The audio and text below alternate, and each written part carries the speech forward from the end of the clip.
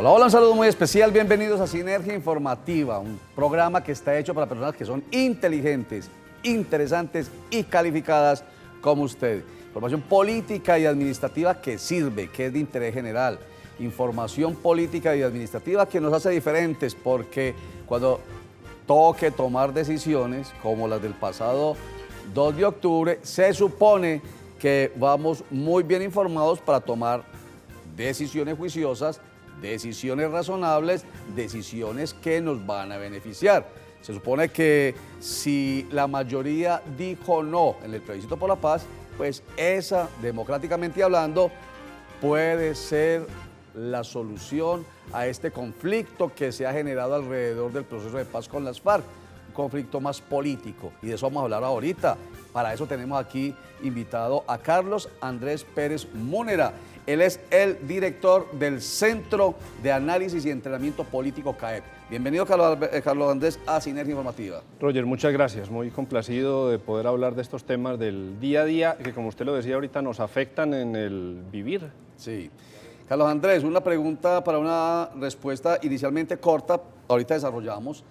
Es que yo tuve dudas, siempre digo, información cuando nosotros estamos informados, política administrativa que sirve para tomar decisiones importantes, pero la mitad del país piensa que la decisión que se tomó, ganando el no, no es la que realmente es importante para el país.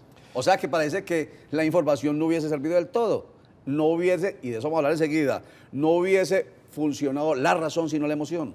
Es que la información termina teniendo muchas aristas y en este caso habían solamente 2, pero póngase usted a pensar, Roger, ¿qué habría pasado si en ese tarjetón existiera una opción más, el voto en blanco, que tanto se habló, sí, no y voto en blanco? Yo creo que ahí la gente termina tomando decisiones es porque se le cierran, pero muchos de los votantes del no seguramente se hubieran inclinado por el voto en blanco. Había mucha gente que decía, yo no estoy totalmente de acuerdo con lo que se está haciendo allá, pero tampoco quiero negar la posibilidad, entonces voto en blanco. Al no existir esa opción que se entrega, pues se termina fragmentando y dividiendo tan drásticamente como estamos hoy en Colombia. Muy bien, y dejo sobre la mesa el tema de lo racional versus lo emocional para que enseguida lo tratemos con usted, porque empecemos primero con rápida información.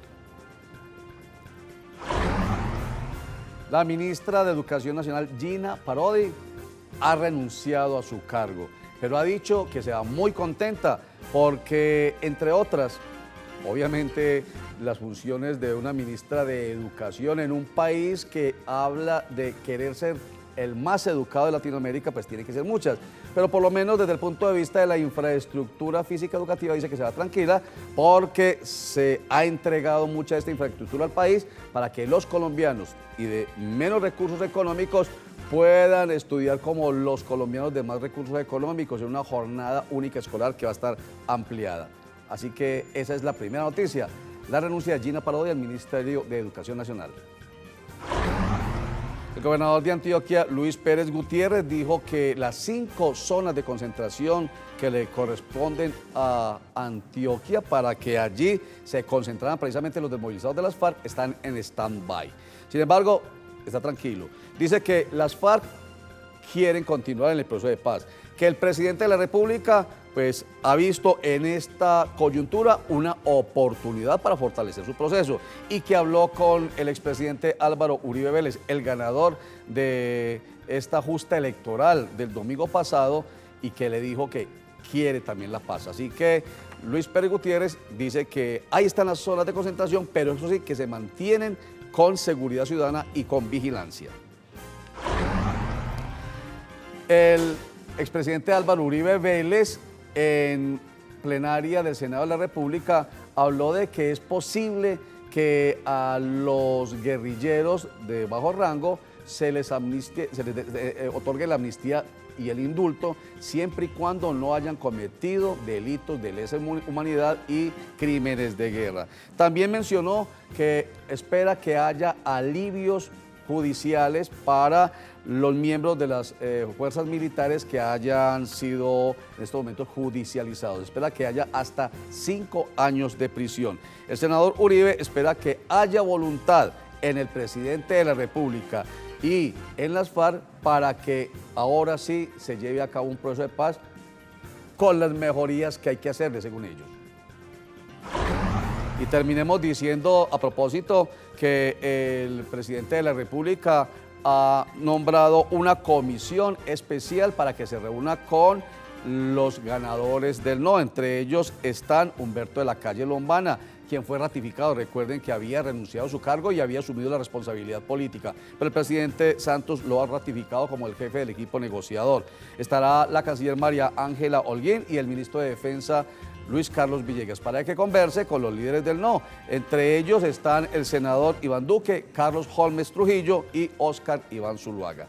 De Sinergia Informativa para personas inteligentes, interesantes y calificadas como ustedes. Unos mensajes, ya regresamos.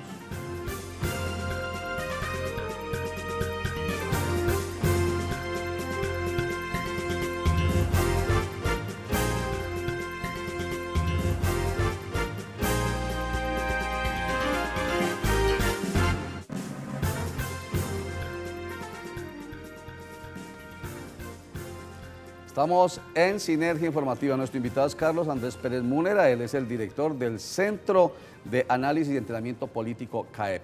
Bueno, doctor Carlos Andrés, la pregunta que tengo ahí en el tintero desde el principio del programa. ¿Hubo razonamiento o demasiada emoción en este plebiscito por la paz? Hubo emoción de lado y lado. Sí. Los que promovían el no acudieron a una emoción que es la que más nos lleva a la acción, que es el miedo. Cuando tenemos miedo, hacemos cosas que ni siquiera pensábamos que podríamos hacer. Salimos corriendo, le pegamos un golpe a alguien sin saber. La adrenalina se riega y hacemos cualquier cosa. Y apelaron a eso. Sí. Y los del sí apelaron a una emoción que es muy intangible, que es la esperanza. Ajá. El miedo ya lo conocíamos, Sí. ya hemos vivido bajo el terror de las FARC y recordar el terror. La gente decía, yo ya esto lo sé y lo puedo pintar. La esperanza no la conocemos acá. Pero perdone, pero el miedo al terror que producen las FARC, precisamente se suponía que votando sí iba a desaparecer de la faz de la tierra colombiana ese miedo, porque los narcoterroristas que llaman desde el punto de vista de la derecha y de las fuerzas militares desaparecerían. Ese es el quid del asunto, Roger. Si los del sí hubieran enfocado su campaña a eso que usted está planteando, yo estoy convencido que el resultado hubiera sido diferente. Los del sí no plantearon su estrategia de campaña con ese miedo así, sino que hablaban solamente de emocionalidad, pero de esperanza, pintando un país irreal, un país hipotético, un país sobre las nubes, sobre el arco iris, que eso puede llegar, pero nosotros no lo conocemos. Entonces, si los del sí hubieran enfocado a decir, ese terror que ustedes tienen se quita votando en contra de estos señores, esto no es un voto a favor de las FARC, al contrario es un voto en contra de las FARC, es para sacarlos, para quitarles las armas, pero se dedicaron a decir, el país se va a mejorar, ni se imaginan lo que viene. Intangibles. Y la gente eso no lo conoce. Muy bien. En cambio, los del no recurrieron a una información que ya está muy regada y muy metida en la mente de los colombianos, que es el llamado castrochavismo, porque todos hemos visto y oído mucho sobre lo que está pasando en Venezuela, y entonces que esto se convertiría en una Venezuela, que la impunidad, que cómo es posible que no se vaya a pagar un solo minuto de cárcel, que cómo es posible que les van a pagar, incluso con mentiras, ¿no? Claro. Que les van a pagar no sé cuántos millones de pesos a los guerrilleros, que miren que a la gente de bien no les pagan, pero que entonces hay que ser guerrillero y delincuente para que le paguen, en fin.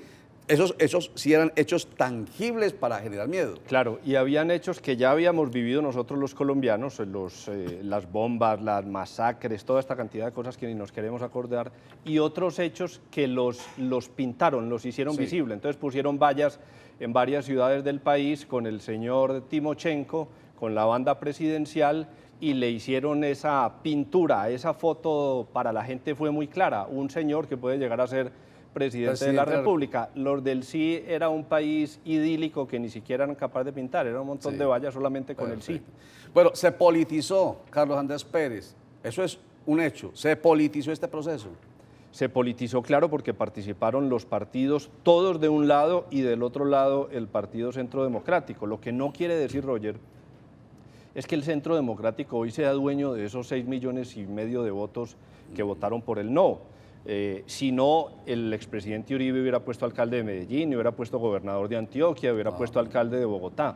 Lo que confirma esto es que políticamente el expresidente Uribe recoge el antifarc, Así fue elegido él en el año 2002, reelegido en el año 2006, y hoy el expresidente Uribe era el anti-FARC nuevamente. En las elecciones anteriores de hace menos de un año, en las territoriales, el expresidente Uribe no era el anti-FARC y por eso no ganó ninguna de estas elecciones. Se politizó, claro, y habrá muchos que votaron por el no por directriz del Centro Democrático, pero otros porque sintieron ese temor que los promotores del no hicieron ver. Y se polarizó, suena muy parecido, politización del proceso y polarización del proceso, pero yo lo entiendo diferente en el sentido de que se abrió una brecha entre colombianos, entre los que votan por el sí, que es un poco votar por Santos, que es votar por las FARC, y los otros que votan por el no, que es un poco votar contra Santos, contra las FARC, a favor de Uribe, etcétera. Esa polarización es muy dañina para el país.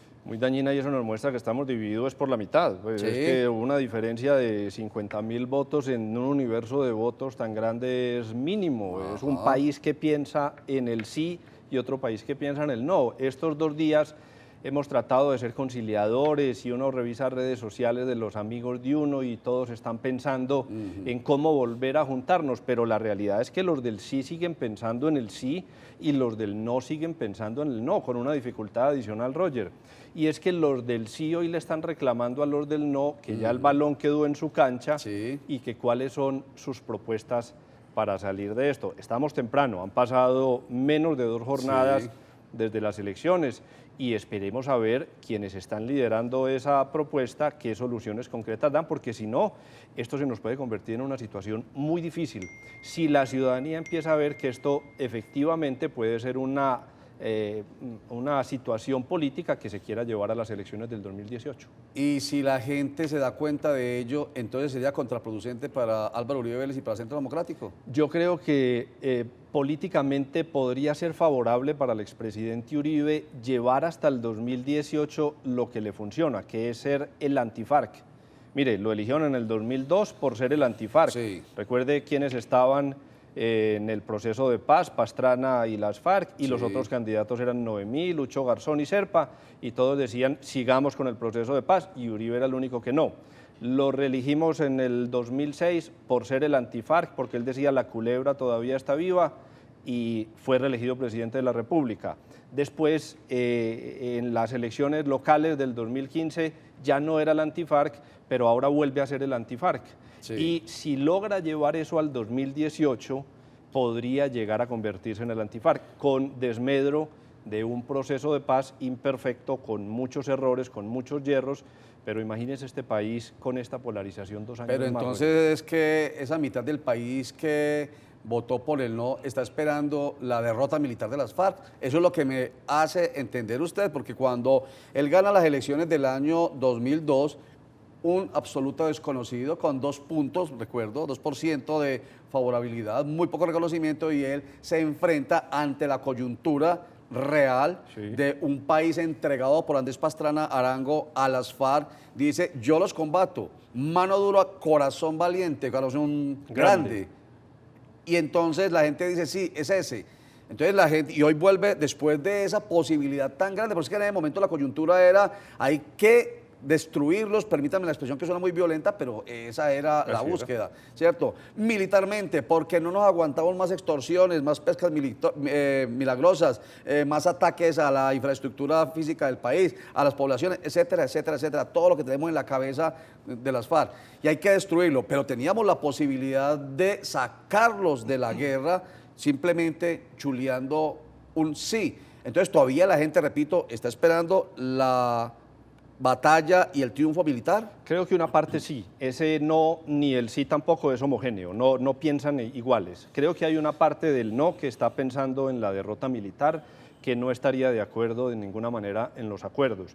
Pero hay otra parte del no que quería reformular los acuerdos. Mire, Roger, que el caballito de batalla durante toda esta campaña de los promotores del no era la paz sí, pero no así. Vamos a reformular los acuerdos. Entonces muchas personas están hoy reclamándole a los dirigentes del no, lo acaba de decir el exvicepresidente Francisco Santos, contando la anécdota de una señora que lo aborda en la calle y le dice, yo voté por el no, pero ¿qué sigue ahora? Y el exvicepresidente le contesta, vamos a hacer lo imposible para solucionar, y la señora le dice, no, lo imposible no, lo solucionan. Lo que la gente quiere es, si ustedes nos dijeron que esto se puede renegociar, empiecen a renegociar, pero rápido, porque mal que bien, este era un acuerdo que nos habían prometido en meses y se nos fueron 4 años. Sí. La gente no aguanta tampoco mucho tiempo Entonces, más. bastante es el compromiso del Centro Democrático y del expresidente Álvaro Uribe Vélez. Demasiado el compromiso porque, usted ya lo acaba de decir, muchos votaron convencidos en que se podía mejorar el arreglo, ¿cierto? El acuerdo.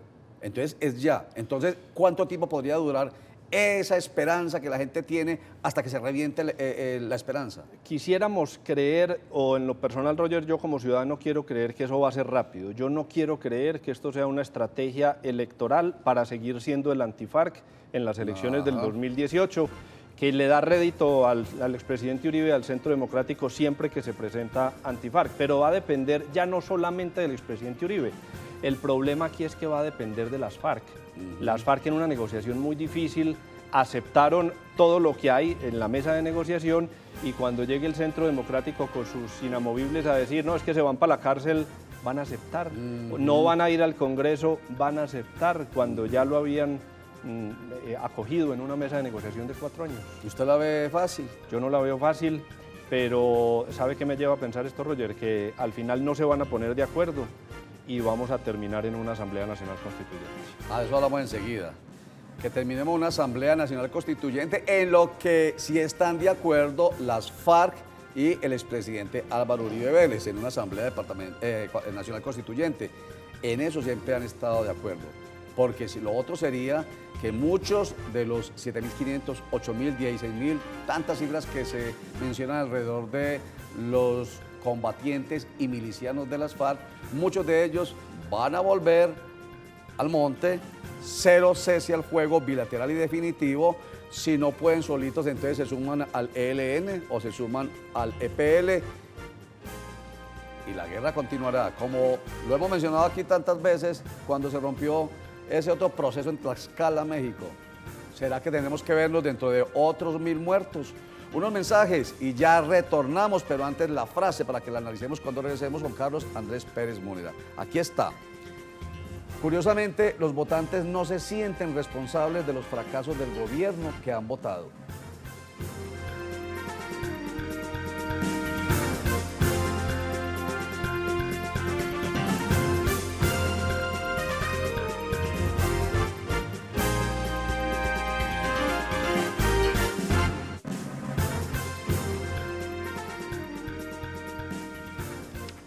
Volvemos a Sinergia Informativa con la frase de Alberto Moravia. Curiosamente, los votantes no se sienten responsables de los fracasos del gobierno que han votado. ¿Qué le sugiere a usted, Carlos Andrés? La gente descarga la responsabilidad política en los gobernantes. Sí. Roger, a las personas les interesa tan poquito la política, y sobre todo en Colombia. Si uno mira los estudios en América Latina, Colombia es de los países que menor interés tienen en la política. Solamente el 35% le interesa la política. Entonces, cuando los llaman a las urnas cada 4 años o cada 2 años, dicen, vamos a votar por este señor para que él se encargue de resolver los problemas del país. Y yo me dedico a conseguir el pasaje para irme para mi casa, para comprarle la lonchera a la niña para el colegio. Me dedico a las cosas que para mí como ciudadano son importantes y le descargo todo al gobierno. Cuando el gobierno no cumple su tarea, la gente empieza a castigar. Y no me cabe duda, Roger, que en esto hubo mucho castigo para el gobierno del presidente Santos. Sí. Ese voto no. Y recuerdo a Bertolt Brecht, que tanto lo hemos traído aquí a colación, cuando habla del analfabeto político, que no sabe que precisamente ese pasaje que usted habla, que los frijoles de que usted habla, de los zapatos, de la droga, dependen de un buen gobierno. Y finalmente ese buen gobierno depende de mi decisión, de la mejor decisión. Y a propósito de lo que usted plantea de este país que es tan poco participativo en la democracia, la Organización de los Estados Americanos, OEA, ha recomendado al gobierno colombiano que tome medidas para que haga que la gente participe más del ejercicio, del derecho que tiene a participar democráticamente, con una abstención del 62,57%, como es la que se acaba otra vez de ratificar. La OEA dice, algo tiene que hacerse con la gente, pero no es el gobierno, somos nosotros, porque eso depende, es de nosotros y para nosotros. Y la cosa es que nos han puesto la política tan difícil de entender, la han encumbrado allá. Recuerde Hemos mejorado, pero hace muy pocos años relativamente el político más importante era el que hablara más raro, el que se echara un discurso con palabras más extrañas, que la gente lo hubiera encumbrado. Sí. Hoy las cosas han cambiado, pero sigue siendo muy difícil de entender Sí, para señor. la masa. Creo que la tarea de quienes hacemos un ejercicio relacionado con esto y en los medios de comunicación, Roger, que yo creo que los antioqueños le reconocemos a usted esta trayectoria de traernos esta información, es que se hable de política en la mesa del comedor de la casa. Ajá. Que mientras comemos hablemos de lo que está pasando. Usted lo decía ahorita muy bien, el precio de los frijoles depende de la decisión de un político, el precio de una bolsa de leche, del tiquete del metro, depende de la decisión de los políticos. Sí. Carlos Andrés Pérez Morera es, repito, el director del Centro de Análisis y Entrenamiento Político, CAEP. Bueno, Asamblea Nacional Constituyente, que decíamos ahorita, es donde tal vez se encuentren las FARC y el expresidente Álvaro Uribe Vélez. ¿Cómo sería? Para llegar allá vamos a sortear un camino muy difícil. El expresidente Uribe dijo hoy en su ronda de entrevistas por los medios de comunicación en la mañana que mal haría él en asumir una función que no le corresponde de irse a negociar con las FARC. Esa es una posición que le entrega la Constitución al presidente de la República, Sí. al jefe del Estado. Me parece un muy buen planteamiento del expresidente Uribe. Es decir, ellos no van a tener interlocución directa con las FARC para entregarle. Va a quedar en la mitad del sándwich el equipo negociador del gobierno, que es el interlocutor designado por la Constitución, representando al presidente con las FARC. Ese equipo va a llegar allá a las FARC y le va a decir, oiga, los del no dicen que ustedes tienen que ir a la cárcel, los del no dicen que ustedes no pueden participar en política, y los de las FARC les van a decir, pues que eso ya lo negociamos durante 4 años. ¿Qué hacemos? ¿Cómo cedemos? No sé, ¿ustedes qué les digo a ellos? Y entonces venga, les digo, entonces va a quedar un punto bloqueado. Muy difícil. La salida de esos, Roger, Sí. que las dos partes hoy como que podrían tener el balón en su cancha, que son las FARC y los del no, es una salida en la que ya han coincidido. ¿Cuál?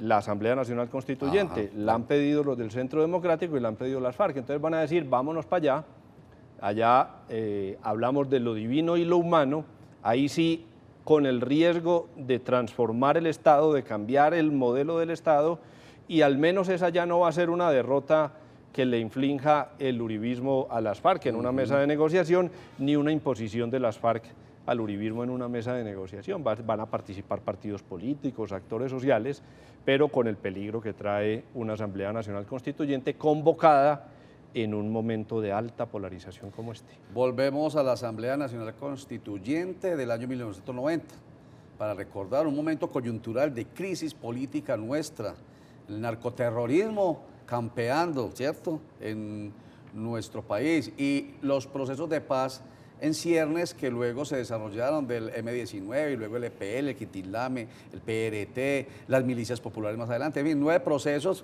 con este iban a ser 10, incluyendo los Autodefensas Unidas de Colombia. Entonces sería un poco cambiar lo que se logró con esa constituyente, cambiar la constitución del 91, que es el resultado de esa constituyente, otra constitución. Roger, usted es abogado y usted esto sabe mejor que cualquiera de los que estamos aquí en este estudio. Dicen que cuando se convoca una constituyente se puede convocar para un solo tema, Sí. pero hay otros abogados que dicen que ese es el poder supremo, es el que representa al constituyente primario. Exacto. No hay un poder superior a una Asamblea Nacional Constituyente. Cuando tuvimos la Asamblea Nacional Constituyente no había Congreso en Colombia, se designó un congresito que se llamaba así, un grupo legislativo. Aunque se convoque para tocar solamente los acuerdos de paz, ese grupo puede decir en algún momento sometemos a votación a hablar de otro tema, y si hay una mayoría lo pueden hacer. O incluso, Roger, cuando digan solamente vamos a hablar de lo concerniente a acuerdos de paz, devolvámonos a los 297 páginas, ahí se habla de absolutamente todo.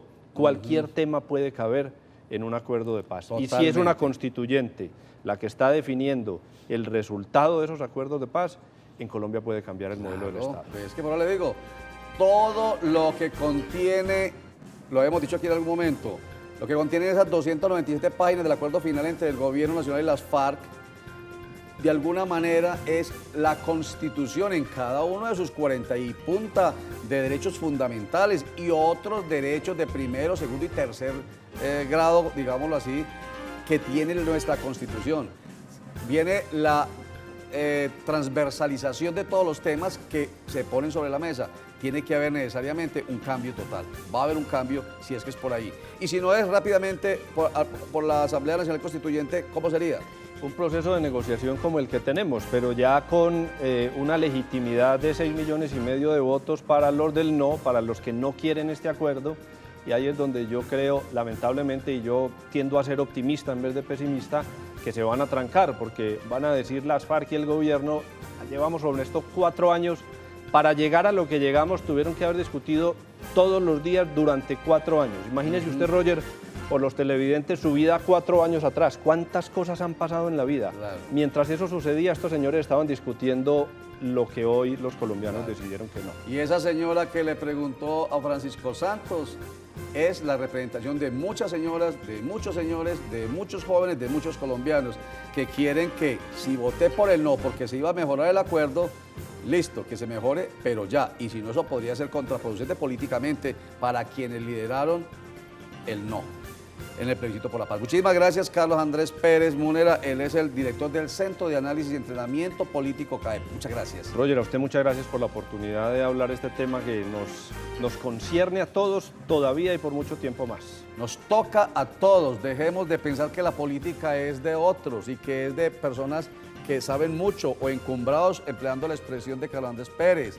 La política nos incumbe a todos. Recordemos, el precio de los frijoles, de los pasajes, de la leche, todo, absolutamente todo, depende de decisiones políticas y administrativas y nosotros sí que tenemos que ver con esas decisiones, así de sencillo, con información y con formación.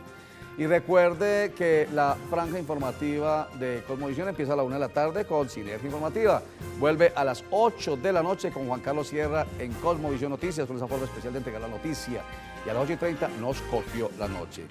Y siga también recordando cosas como esta tan importante para la salud y la comodidad, que por higiene y por salud es necesario cambiar su colchón cada 5 años. Por eso es lo que le recomienda Comodísimos. Por eso hágalo ya mismo.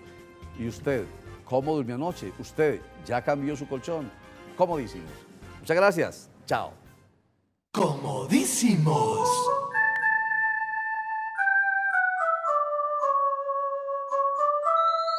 Especialistas en descanso.